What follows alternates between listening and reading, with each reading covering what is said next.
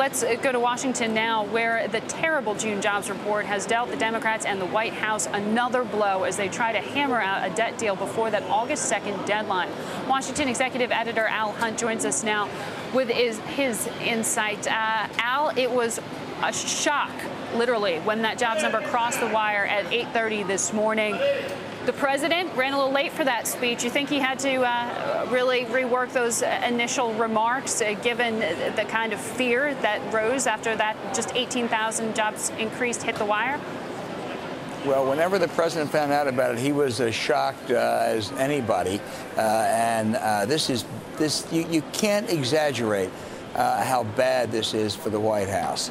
If it had been anemic growth, 70, 80,000, you'd have said, well, we're beginning to make some progress, but we dug ourselves into a deep hole 3 years ago. And, you've heard the whole litany.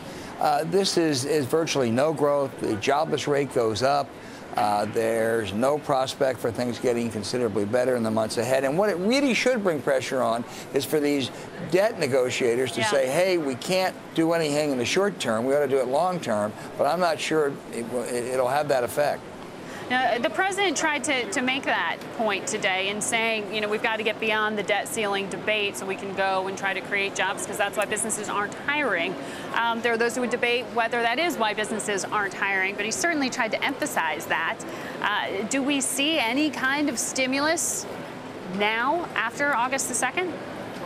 Well, there's no stimulus scheduled for now, and I think what they will argue over is whether there should be an extension of the payroll tax cut and maybe a few other infrastructure things in return for longer-term deficit reduction. If they could get a grand bargain, if they could do that, in the short term they could add even $1 trillion to the deficit over the next year and a half and get a long-term deficit reduction of $4 to $4.5 trillion.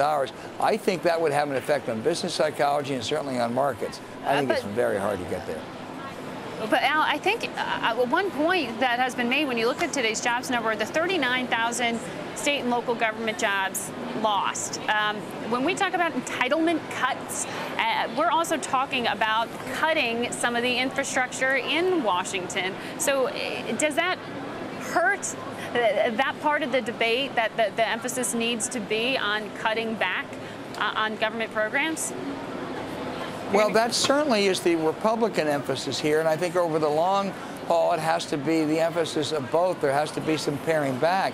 But when you talk about state and local governments, that's where some of the pain's being felt. They are cutting back in state after state, and I think some people are very persuasive in arguing you shouldn't increase taxes in the middle of a sluggish economy. By the same token, when you cut food stamps, when you cut health research, when you cut some of that, that also is stifling the ability of consumers to get this economy going again. So it's just a really difficult time. It really is, Al. And I know you're going to talk about all of this tonight. You've got Tea Party favorite Senator Ron Johnson of Wisconsin on Political Capital, 7 p.m. I'll be sure to watch. He's a real deficit hawk, Margaret, and he's an interesting freshman, and he's not that worried about a default. He doesn't agree with Tim Geithner and most of the people on Wall Street. Wow. Al Hunt, watch that interview, 7 p.m. Eastern Time tonight.